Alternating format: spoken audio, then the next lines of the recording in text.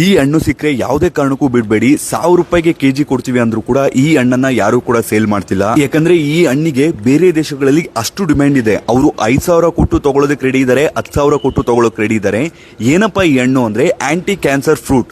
ಈ ಹಣ್ಣಿಗೆ ವಿಶೇಷವಾದ ಹೆಸರನ್ನ ಬೇರೆ ದೇಶಗಳಲ್ಲಿ ಕೊಟ್ಟಿದ್ದಾರೆ.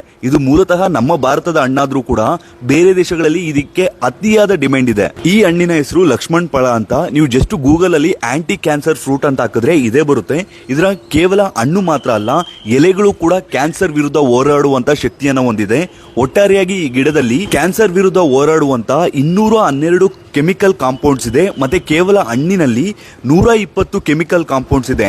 ಅದಕ್ಕೋಸ್ಕರನೇ ಇದನ್ನ ಪ್ರತಿನಿತ್ಯ ಕ್ಯಾನ್ಸರ್ ಪೇಷಂಟ್ ಗಳಿಗೆ ಕೊಡ್ತಾರೆ.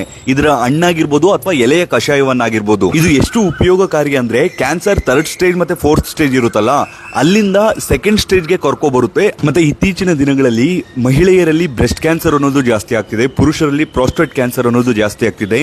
ಸೊ ಈ ಎರಡನ್ನೂ ಕೂಡ ಈ ಹಣ್ಣು ಕ್ಯೂರ್ ಮಾಡುತ್ತೆ ಅಂತ 2016ರಲ್ಲಿ ಯೂನಿವರ್ಸಿಟಿ ಆಫ್ ಅವರು ಪ್ರೂವ್ ಮಾಡಿದ್ದಾರೆ. ದಯವಿಟ್ಟು ನಿಮ್ಗೇನಾದ್ರೂ ಲಕ್ಷ್ಮಣ್ ಫಲ ಹಣ್ಣನ್ನ ಸಿಕ್ಕರೆ ಅದೆಷ್ಟೇ ರೇಟ್ ಆದ್ರೂ ಕೂಡ ತಗೊಂಡು ತಿನ್ನೋದಕ್ಕೆ ಪ್ರಯತ್ನ ಪಡಿ. ಆರೋಗ್ಯದ ಲಾಭಗಳು ತುಂಬಾ ಇದೆ. ರೈತರು ಕೂಡ ಆದಷ್ಟು ಈ ಲಕ್ಷ್ಮಣ್ ಫಲವನ್ನ ಬೆಳೀರಿ. ನಿಮ್ಮ ಮನೆ ಹತ್ರ ಏನಾದ್ರೂ ಜಾಗ ಇತ್ತು ಅಂದ್ರೂ ಕೂಡ ಪಾಟಲ್ಲೂ ಕೂಡ ಈ ಲಕ್ಷ್ಮಣ್ ಫಲವನ್ನ ಬೆಳಿಬಹುದು. ಮತ್ತೆ ದಯವಿಟ್ಟು ಎಷ್ಟಾಗುತ್ತೋ ಅಷ್ಟು ಈ ವಿಡಿಯೋನ ಶೇರ್ ಮಾಡಿ, ಎಲ್ಲರಿಗೂ ಗೊತ್ತಾಗ್ಲಿ ನಮ್ಮ ದೇಶದ ಹಣ್ಣಿಗೆ ಎಷ್ಟು ಮಹತ್ವ ಇದೆ ಅಂತ.